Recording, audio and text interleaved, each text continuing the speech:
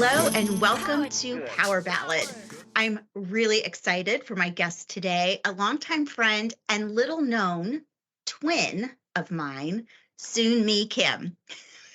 I mean, it's Soon so Mee, welcome. obvious. Isn't it Do though? we I have don't to know say why. it? So I guess we have to start there. I mean, I was going to start with the tell me your background and but uh I guess we have to kind of start with, why we're twins. And that's because we both are married to Kevin. Okay, two different Kevins. Let's make sure no Let's one make, thinks that we're bigamous after this. We're sister wives. I mean, if I was going to be sister wife with anyone soon me, it would be you, definitely. Likewise. Yeah. We also both have a daughter, Chloe. So, but again, two different Chloes, but magical girls, both of them. And then we just, as we got to know each other, found like so many things in common. Um, but I'll let that kind of reveal itself over our interview. So soon me, you and I met at Porter Novelli many years ago. You are off doing other wonderful things, but tell me a little bit about you, a little bit about your background and your career. Oh, well, Missy, I'm so excited to be a part of your power ballads, and I'm such a fan of you and whatever you're doing. And if there's anybody that I get to be twins or sister wives with, I love that that gets to be you. So, or gets to be me. So, yay, yay, yay for that. I already forgot the question because this is going to be a ball of laughs because I just love and adore you so much. But I think you asked me about a little bit about my background and what do I do. Yes. Is that right? Okay. All right. Focus, focus. Um, I currently serve as the Chief Diversity, Equity, and Inclusion Officer for the Omnicom Communications Consultancy Network. That's a mouthful. That includes all of the Omnicom Public Relations Group agencies, OPRG agencies, and the Brand Consulting Group agencies. All in all, that is 20 plus global brands across the Omnicom network that focus on public relations, communications, branding, and that discipline. So super honored and excited to work with the many fantastic people within the various agencies and the groups. What does that mean?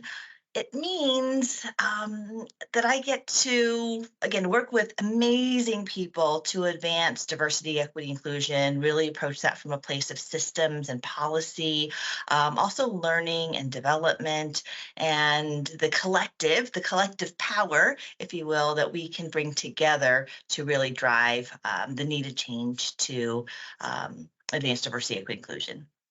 I think it's just so amazing to see the influence that you have. And I know that that came really kind of part of that started right at Porter Novelli and stepping Most into this definitely. role there. And it just was incredible. I know you won't brag on yourself, so I'm going to brag on you. But the passion and energy, as well as the wisdom that you brought to that role, something that was a brand new role at Porto Novelli. And was that 2017, That beginning of was at the 2017, beginning of right? 2017. You and I were Mm. really kind of on the journey together because I know your passion is learning and development amongst many things. And that includes coaching and just who you are and how you bring yourself into the world. But yes, we were both on that journey at the end of 2016 and immediately started in 2017 in those new roles. See, it's another twinning moment or sister wife moment Ding! because I remember we had our kind of joint announcement, our little moment of fame in the Atlanta press when your role was announced and the learning and development role was announced. But that's not where you started, right? Because your background's been in tech PR.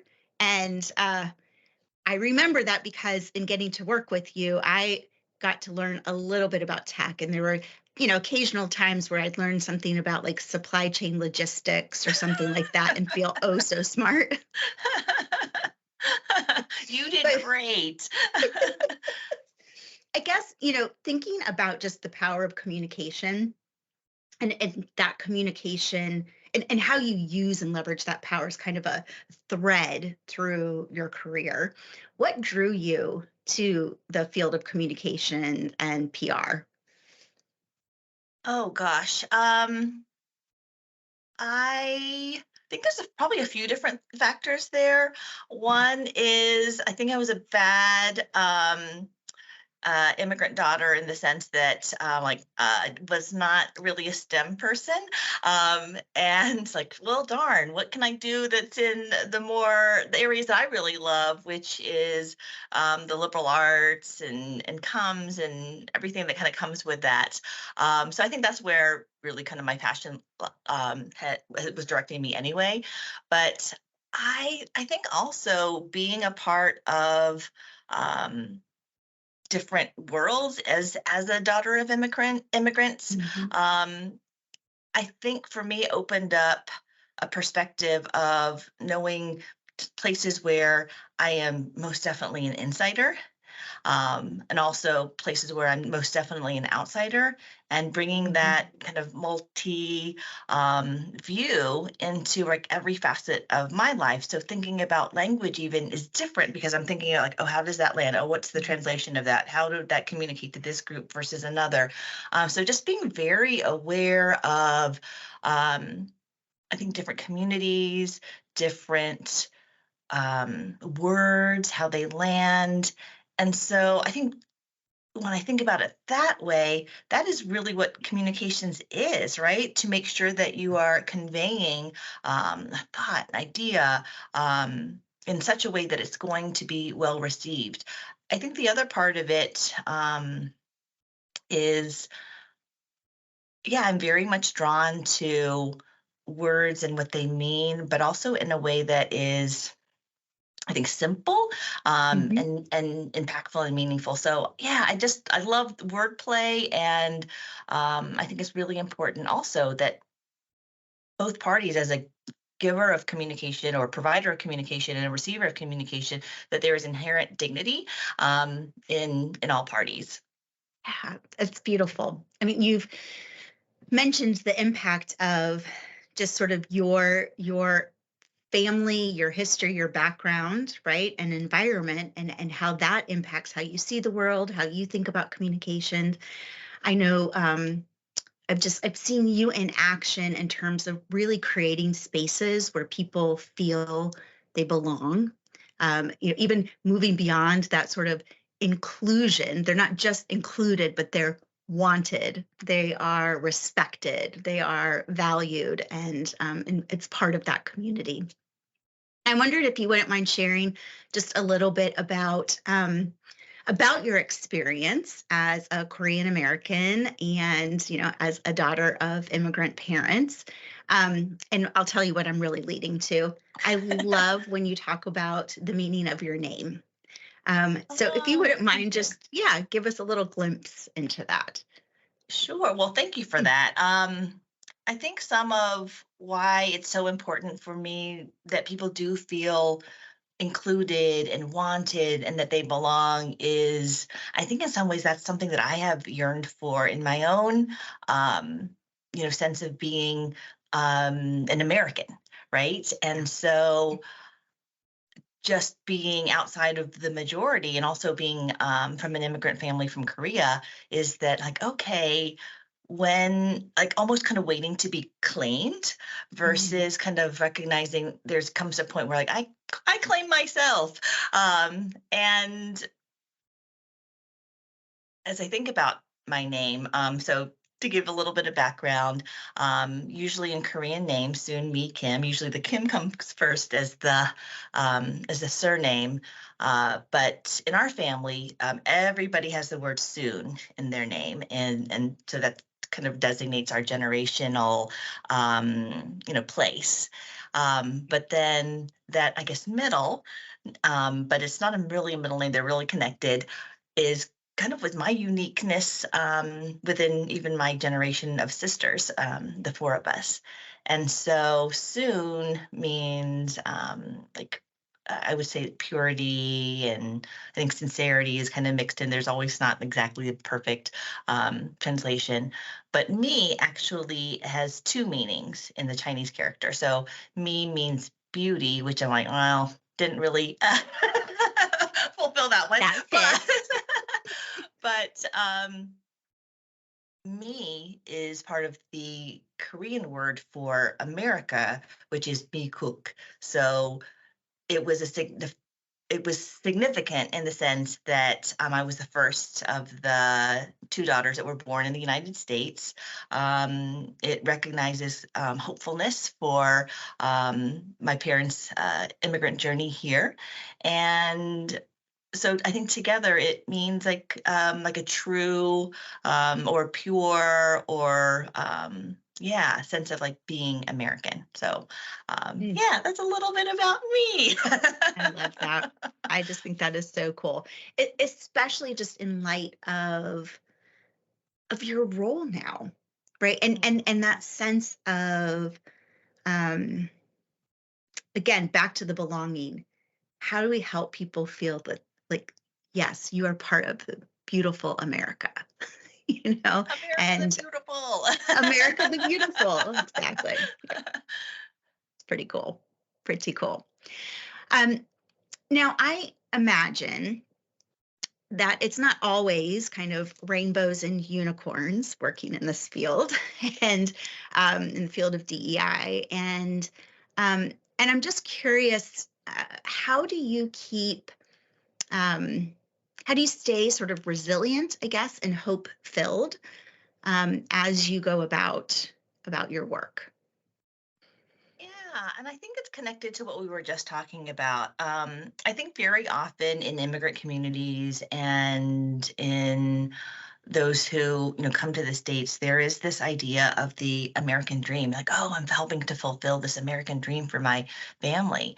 And I think for me, and what I see really in the broader landscape is that there's a there's a greater beauty that comes from knowledge of our history, Mm, and understanding like, okay, if there is this American dream, then where are the places that there's an American nightmare? And where is there an American horror story in all of this that can't be ignored or swept under the rug, that we have to like understand all of it to really achieve and aspire to that dream that can be available for everybody. And so I think it's so important to just acknowledge this as we're talking about names and everything, that there's a important factor that I think we all need to make as we are in this particular place and time in politics and history, is that an acknowledgement of the not great things, the not dreamy things are really, really important if we really want to aspire to that dream that can be available for everybody. And I think that goes into what you were just saying about like what keeps me hopeful. What keeps mhm, me hopeful is that I get to work with amazing people. I get to have connections to people that are so passionate and like-minded mhm, and um, want to make a difference. And so that definitely inspires me. And I mean, it's why I adore you so much, Missy. mhm. That being around amazing people who want to do great things, who are that wake up every day despite whatever is going on, to keep on going. That's what keeps me going too. Mm, I love that. I've been thinking a lot about hope and what it means, how it's different from just kind of wishful or magical thinking, right? Like a true sort of hope. And I hear that in what you're saying. And part of that is being realistic, looking at, not everything is the way it should be. So we're not just trying to sweep over things, but at the same time, you've got to feel like we can be better. We have the capacity in us to respond, and that is going to happen in community. So that sort of notion again that we have to have our eyes open to recognize that there is injustice, there is inequity, there are systemic things in place that are holding people back, but that doesn't have to be the end of the story. And for myself, that hope is very much tied in to my faith. And that becomes sort of the anchor for that hope. And knowing this is another way that we've twinned over the years, I just wonder if you wouldn't mind speaking to that a little bit too, about how your faith relates to or sort of is interwoven, right, in your work or in how you keep going and how you see um, your role, if Yeah. that's not too big of a No, kind no, no, of no. question to put out there. Yeah, I mean, I've always talked about what I do, really kind of in three ways. One is that part of what I do is a ministry. It's a vocation. It's a calling. Um, the second part of it is activism in a corporate setting. And the third is that it is my lifelong dream to be a hall monitor. And like, go back to your room. Where's your pass? Da, da, da. Uh, so Now, there's that were little you bossy. that in school? Did you ever get to be the hall I monitor? occasionally did, and I was drunk with power, and it was such a fun thing. So I'm bringing this again back to the good power, but yes. So no, I say that for kicks and fun, but yeah, it was one of those things. Like I like to, I like being able to, call some shots here and there. Um, but yeah, I mean, this is definitely it's bigger than me. It's definitely part of purpose and identifying um, my purpose of bringing it all together. And I think it's in recognizing um, who I am, gifts and of people, resources, insights given to me that are not of my own making, that definitely push me to make a difference. But 1000%, this is a vocation. It is a calling, and hopefully Mhm. a good response to that call in the dedication of my life and what I do to the change and difference that I want to make. It's beautiful. And what a beautiful description of good power. I think Please you forgive the hall monitor reference. no, no, no. I think that is also a good part of this, because here's a little bit of I guess I want to just stand up taller for us, right? I think a lot of times too, as women and in our society, like saying, I like to have influence, be influential, feels like a dirty word, right? Feels like something that we should apologize for or shy away from. And power without influence is impotent. So we need that, right? And you have wisdom, you have gifts. And so for that vocation to be as impactful as it can be, you need to be able to have a voice and have influence and be able to call some shots. So I say, hallelujah, let's celebrate that. Well, I'll put it even another way, Missy, is I think it's so important that we change up our relationship with the word power. So I know for me, like, oh, power was a dirty word. And it's like, oh, that to be power hungry and power grabbing. Again, even those words are like put it in a negative light. And it's like, oh, we don't want to, be associated with something that's bad. But that word was redefined for me as I too did some research on this, and so now I use Dr. King's definition, which is power is the ability to achieve purpose and effect change. If that is the true definition of power, I want lots of power. I want you to have lots of power. We should all be power hungry, because shouldn't we who want to do good not have the power and the influence to affect change? Should we always be at a place where like, oh, please, um, uh, bestow upon me your grace to, um, those who are in power to, I guess, dole that out versus like, let's seek that for ourselves and for our common purpose and mission. So, if that is truly the definition, the ability to achieve purpose and affect change, Mhm. my hope is that those with good intentions have lots of it. Exactly. Well, it's what, for me, a lot of it's centered too on where's I guess, the source of the power. Is the power about ego, and about me, or is it something bigger than me? And so, I've often said the reason in my company name of Good Power, we don't have an E in power, is because good power doesn't have ego. And so you take that out, Ah, and right, we stay centered on something that's bigger than us.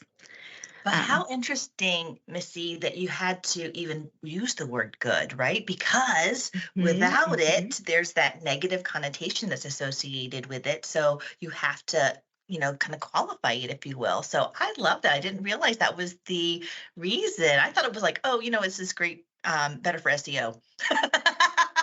Um, Look, I'm not going to lie. There are multiple reasons behind not having an E.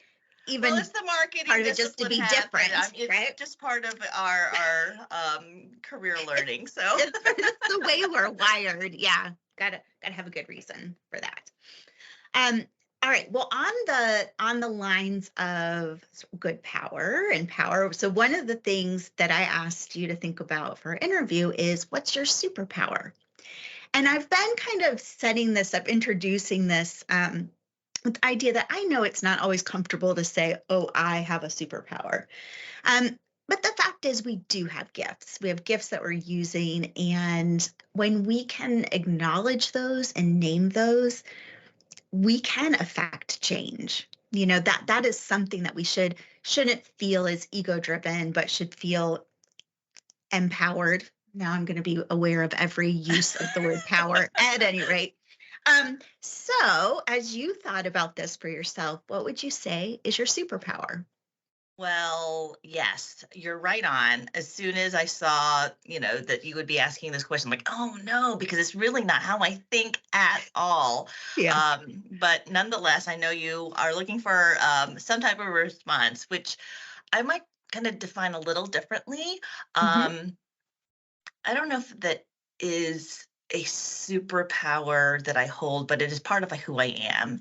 Hmm. And one kind of construct that I think is perhaps relevant is I think about there are supposedly two defining characteristics of being Korean.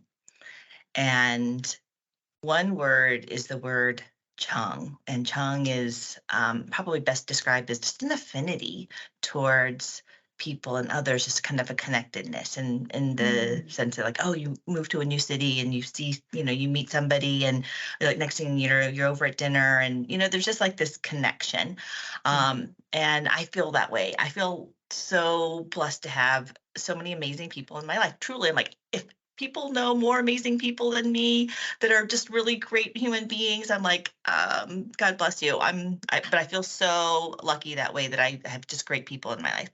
Um, the other side of Chung is the word Han. Now, Han is a little darker. Han is this that I would describe as like deep, deep, deep, deep, deep despair. But with Mm. a tinge of, I'm going to get you. And not to scare anyone, but there's this part of me, Missy, that I will say, I don't know where my Han comes from. I don't know that I've had such hardship in my life that I would have established this kind of like sense of Han on my own. So I think about the sense of kind of like memory DNA, and that, Mhm. the experiences of our ancestors and our history live in our bones.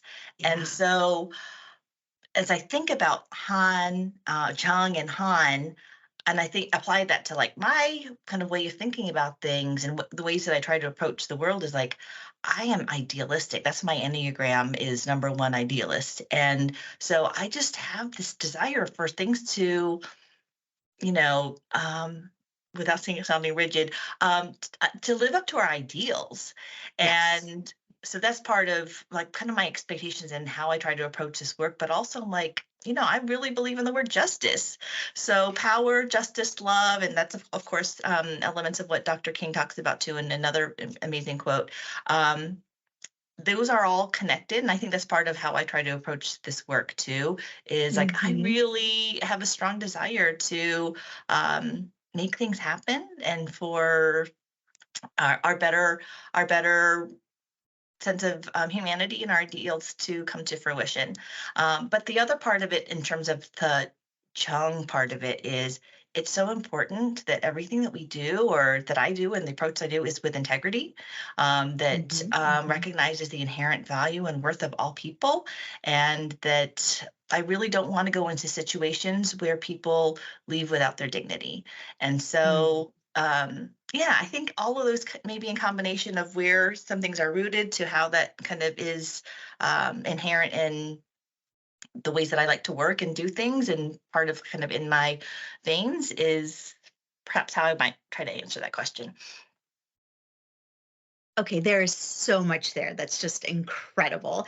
And knowing you as I do, I'm like, yes, this makes so much sense to hear. And but I just love how you've articulated it. So the first thing that comes to my mind is I'm pretty sure that if I remember correctly, one of your top five Clifton strengths was connectedness. And so to hear you talk about that connection, and then also I'm just thinking about like, yes, you are one of the most connected people. And again, not from you don't do it to kind of say, oh, I have, quite the Rolodex, to Mhm. date Okay. myself, but it is about just this love and desire of meeting wonderful people and then helping bring them together. So I'm thinking about the year that you made a commitment to yourself that you were going to have like make 100 connections, like have 100 meetings over a certain amount of time, and you just kind of blew that out of the water, and then you transformed that into creating these gatherings, and bringing together different groups of people for really interesting and deep conversations. So there is so much behind that. And I think you're absolutely right. That is a huge, huge superpower of yours. And then I love this. Justice was the word that was coming to my mind too, as you were talking about Han and kind of how that could. But guess what popped up on my Facebook feed memories yesterday? Oh About gosh. 6 years ago, I think it was, I gave you a Christmas gift. It was a Mary Engelbert Yeah. calendar, but it Right. was the Yes. dark, dark Mary. I And forgot about it that. had taken a picture and was wrote like how, Missy gets you. Oh my Because you gosh, I have totally that light remember and dark. this. And I Yes. I love that too. There's something subversive, right, about it, because That is so funny. she has these beautiful little drawings and stuff, but then there is just this little like, don't you get on the wrong side of things. Yes, Oh my gosh. yes. Ah, Which also makes me think about one of our mantras when we worked together was TWD, oh total yes. world World domination. domination. Yes. So look, there is positivity and light and idealism, and this is all part of our nature, definitely part of your nature. But there is a side of like, don't don't do wrong. Yes, yes, for sure, for sure. I mean, I think it just goes to the fact that we are all people with a full spectrum of emotions and Yes. feelings. And, you and I've also talked about like just like let's normalize tears. Tears show Ugh, that we yes. care. So as I think about just again the full spectrum of who we are, it's like, yeah, guess what? We get angry. Um, I think Yeah. it's interesting from a gender perspective that oftentimes, and I know this even from my kind of Koreanness, Mhm. is the ways of expressing power given like patriarchal family systems, what have you, can often be like, oh, you can only show that in like these soft power ways, right? Mhm. And yeah, so to understand that we have a whole complexity to who we are and what we experience, and yet people might only think that we are, let's say, one way, in those Mhm. kind of soft power expressive ways. Yeah, it's not wholly who we are. It isn't, and we need to tap into that fullness and wholeness of who we are, I think, to truly live into and be able to exercise our power and our influence. I think about what I've learned from you and being able to work alongside you and observe you, but also just things that you've poured into me directly that help me kind of stand up a little taller. Which at 5'1", I need all the height I can get, which is why the hair is as high as I can get it. Um, but but no, I struggled for a long time with I have a positive, optimistic nature. And feeling that that was not something to be celebrated, but that was actually a weakness because Mm, it's like, oh, kind of coming along looking maybe naively at the world. And but to understand like there is a certain strength, like there's a commitment to seeing things that way and to like pushing through and to own all of that. And but I guess for me too, to like not be afraid of the emotions that are some of these stronger emotions around anger and like I don't know, those like like feelings of those intense feelings that lead to tears and lead to, just I think for a long time I was afraid of those.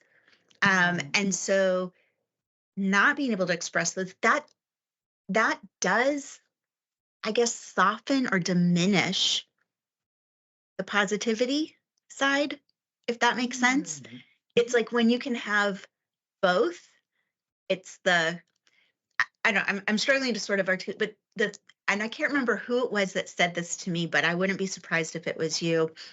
When I came back from my time in London, um, folks talked about like, oh, it's Missy, but with an edge.